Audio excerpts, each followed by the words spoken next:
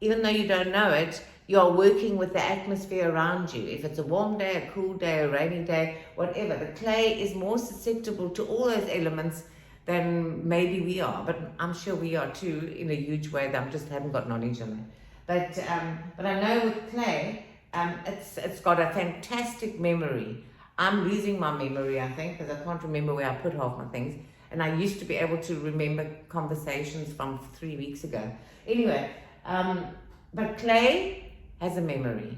And if you're going to treat it well and gently, it'll come out gently. If you're going to try and say, I've got a little hole there, and I'll just cover it up quickly, and no one will see it. It'll come out, it'll come out. So always know that clay requires complete honesty in your work. If you're working in a hurry and slapdash and you're not respecting the clay, well, it's not even respect. I mean, I also work fast sometimes and say, come, you know, and I've got the hairdryer on it and that. But the hairdryer definitely comes up later. Crack. Yeah. So clay is something that it's not like paint where you can slap it on and and have some like that. Clay requires a consciousness, and a lot of people are wonderful artists that work on clay, but there are very few. Where did I see this guy last night? Johannes Nagel. Oh my goodness! Go on and see his work. It's like I could identify entirely with what he was doing. Brilliant artist, brilliant potter. He's not a ceramist. He makes clay.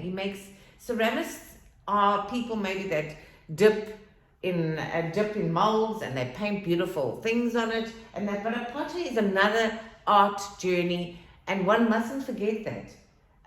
It's an art that requires, like throwing on the potter's wheel. You need to be completely dedicated. My potters, I've got 3 world-class. I think they could go against anybody on this planet with their throwing. Unbelievable. And they've been doing it for 25 years. And they throw 300 cups a day, or even more, I think. It depends on how much their money they want. But their expertise is phenomenal. So as a potter, I'm talking from a potter, I'm not a ceramicist. A ceramicist, as I say, could be many things that work with clay, but a potter is somebody that can, if they know their craft, they can throw a pot, they can throw a teacup, they can make a sculpture, they can make anything out of clay.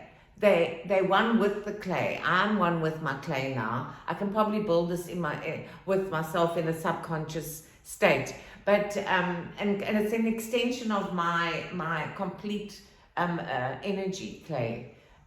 So I'm very lucky that I've had the hours and the years to actually speak like this, because it does take hours and years and years and years. And of every day watching what's out there, getting inspiration, trying different stuff. It's a wonderful journey, but it's my passion, and whatever your passion is the same. You know, the more you feed the monster, the more the monster grows, and the more inspiration you get. And I say it's a monster because it's a never-ending journey. And that is the most wonderful thing about art. If you put in a lot of time in your art, it'll carry you more than you will ever realize in your whole existence. And so what would we do without artists, you know, and beautiful things to look at? We'd look at nature. Nature's our natural art, natural canvas, I should say. But anyway, I've been fortunate enough to come across clay when I was about 25. And so it's always been in my energy, and creativity as well, you know, just being a creative person. And as I, you know, just like sort of doing this, you can spend hours doing this, but every little thing here contributes to the beauty of it. That's, you know, you cannot be impatient. You cannot be impatient, especially with clay. Clay requires a slowing down, a process. Yeah. So anyway, I think I've spoken enough for this morning, And I wish everybody a beautiful day. And if I have time, I'll get to my studio and show everybody what I'm doing, if I remember to take my camera. Otherwise, I'm sharing this with you because I've had so many years of living and so many years of dedication to my craft. And yeah, and my life, I've had a lot happening. Like, we've all got a story.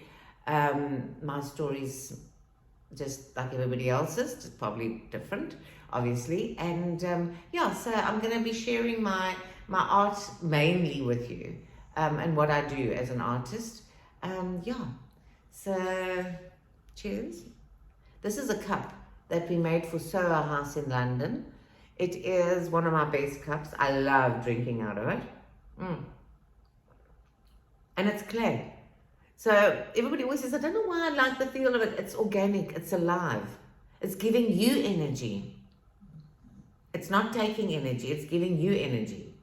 So drink out of things that are still, got a life. This has always got a life.